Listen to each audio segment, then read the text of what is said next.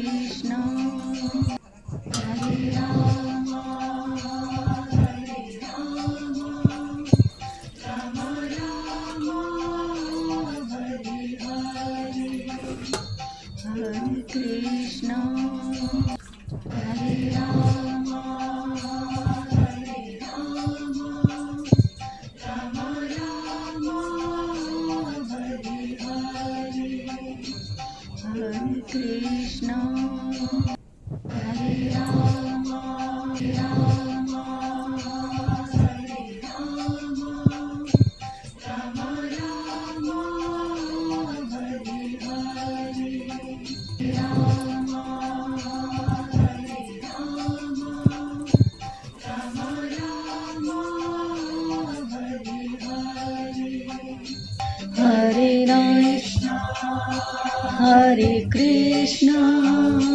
कृष्ण कृष्ण हरे हरे हरे राम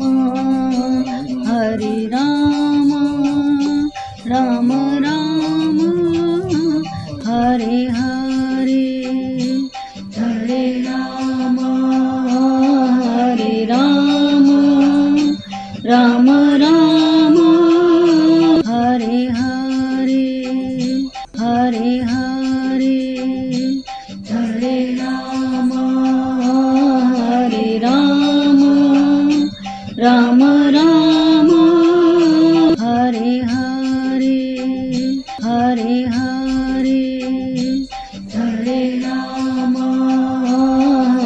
राम राम राम हरे हरे श्री कृष्ण गोविंद हरे मुरारी हे नाथ नारायण वासुदेव श्री कृष्ण गोविंद हरे मुरारी हे नाथ नारायण वासुदेव हे नाथ नारायण वासुदेव हे नाथ नारायण वासुदेव श्री कृष्ण गोविंद हरे मुरारी हे नाथ नारायण वासुदेवा कर्पूरगौरं करुणावतारं संसारसारं भुजगेन्द्रहारं सदा वसन्तं हृदयारविन्दे भवं भवानी सहितं नमामि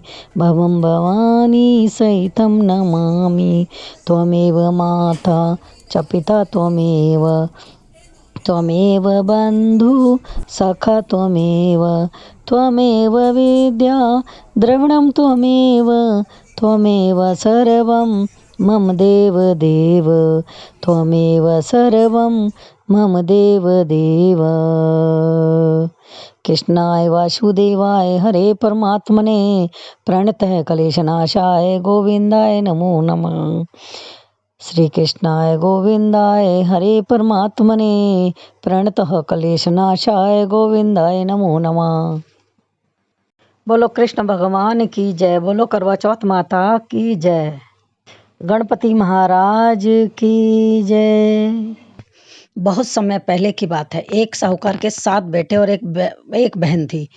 सभी सातों भाई अपनी बहन से बहुत प्यार करते थे, यहाँ तक कि वह उससे पहले खाना भी नहीं खाते थे।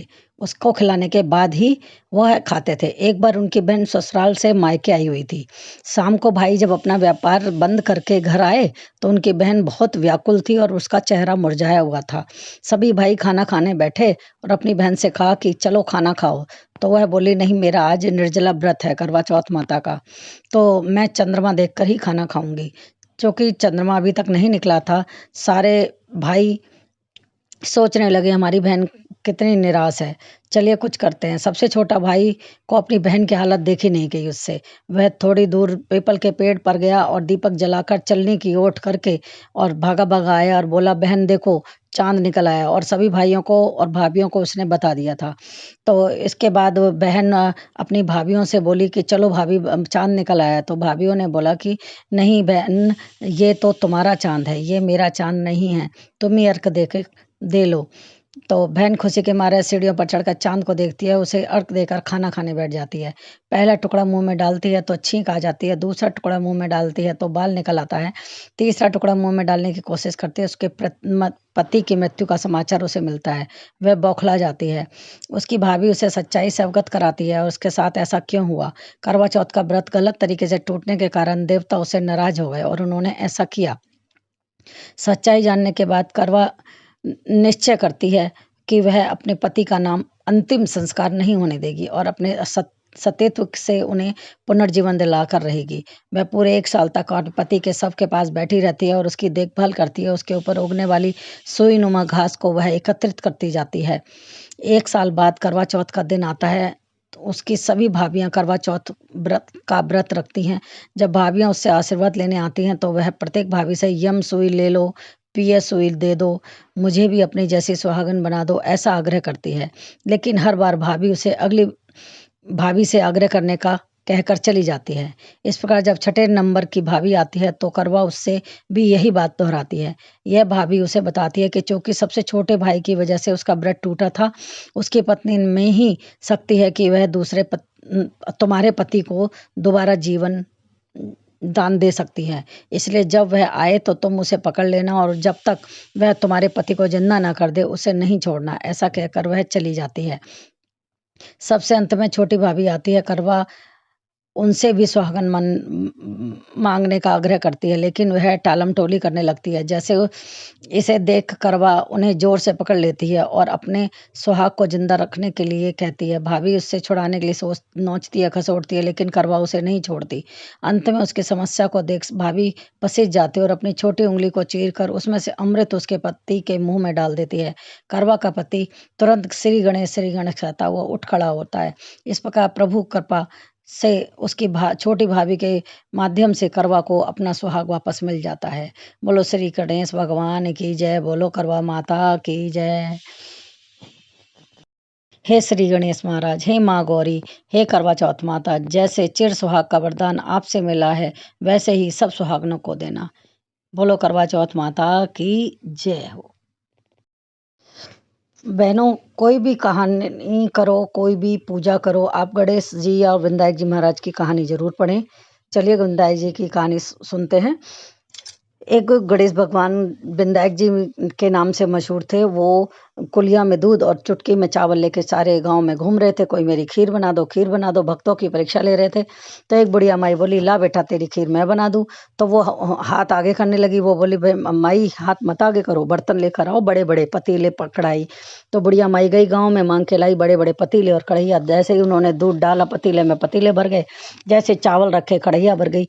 तो विनायक जी महाराज ने कहा, माँ ये दूध और चावल इसकी खीर बनाओ और पूरे गांव के लिए खीर बनाना, तो मैं आ रहा हूँ गांव का चक्कर लगा के। विनायक जी महाराज गांव में चक्कर लगाने चले गए। बुढ़िया माई ने खूब अच्छे से खीर बनाई दिल से, और विनायक जी महाराज नहीं आए। शाम हो गई, बहू को लगी उनकी को भूख, बुढ़िया की को। तो वो बोली, जे तो ऐसे घूमते रहेंगे, हमें तो भूख लग रही और खीर देख के रहा नहीं जा रहा। तो उन्होंने दरवाजे का पीछे बैठ के चाके की ओट लेके थाली में परसी खीर और विनायक जी महाराज को भोग लगाया, छींटे लगाए कि तुम भी खाओ हम भी खाएं, हमें तो लग रही है भूख, तुम जने कहाँ घूम रहे। छींटे लगा के बहू ने खा लिया खाना, खीर खा ली और परात धो के थाली धो के रख दी। तो आए शाम को गणेश भगवान के, बुढ़िया माई तुमने अभी खीर नहीं बांटी? कि नहीं, तुमने तो भोग लगाया ही नहीं। कह रहे हम तो खा चुके, पूछो अपनी बहू से।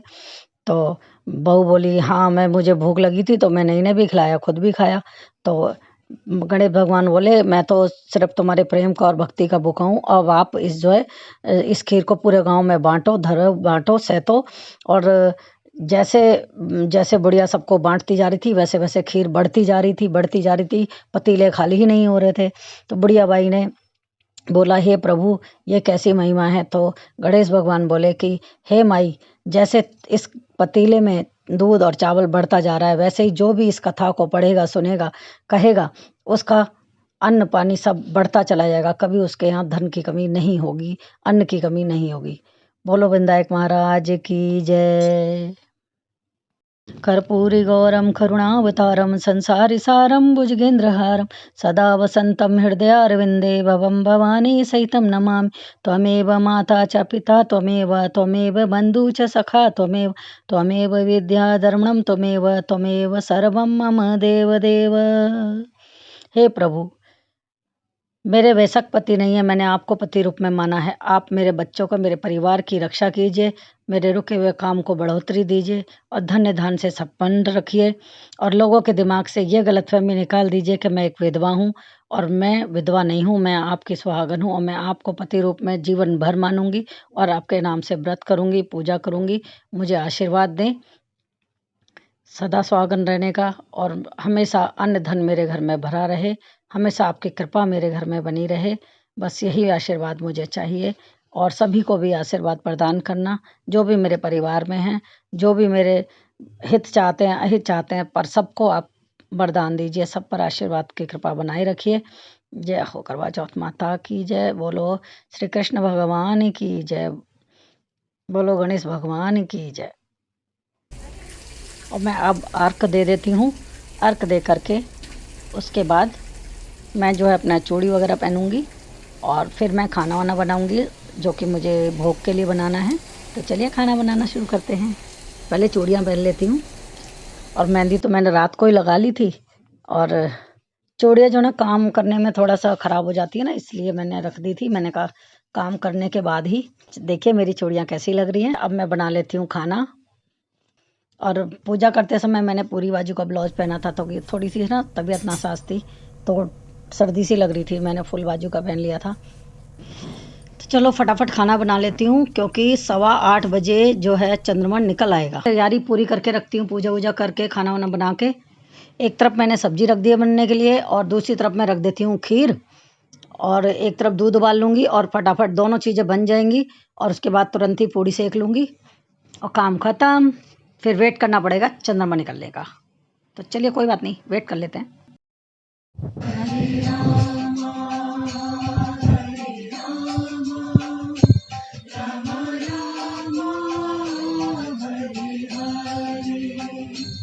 हरे कृष्णा। और जब तक मैं खाना बना रही थी, पूजा ने लड़ियाँ चेंज कर दी। देखिए ये पिंक और वाइट लगा दी है, बहुत प्यारी लग रही है। ये मैंने मीशो से मंगा के रखी हुई थी, पर मैं चढ़ नहीं पा रही थी, पूजा की वजह से रखी हुई थी। अब पूजा ने आज लगा दी है, ऑरेंज वाली यहाँ लगा दी। कृष्ण कृष्ण हरे हरे, हरे राम हरे कृष्ण, कृष्ण कृष्ण हरे हरे, हरे राम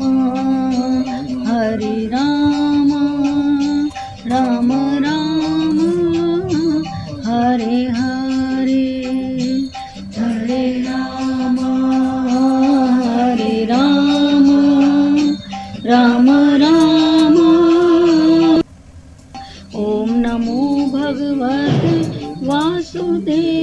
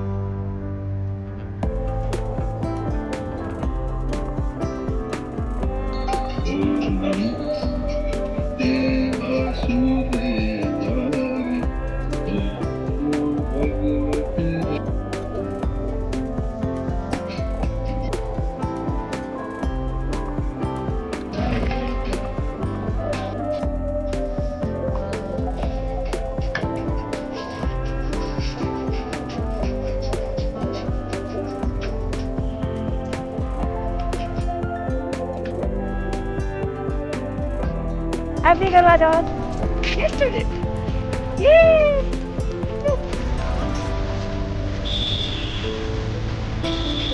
हैप्पी करवा चौथ। ये लुकिंग सो ब्यूटीफुल।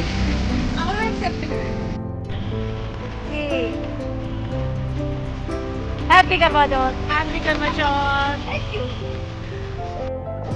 मस्त।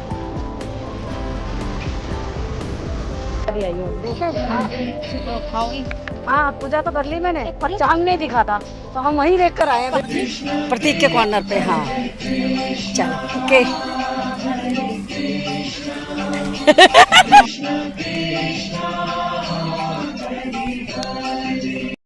सो फ्रेंड्स, करवा चौथ की पूजा पूरी हो चुकी है और ये ब्लॉग अभी मैं रात में ही अपलोड कर रही हूँ।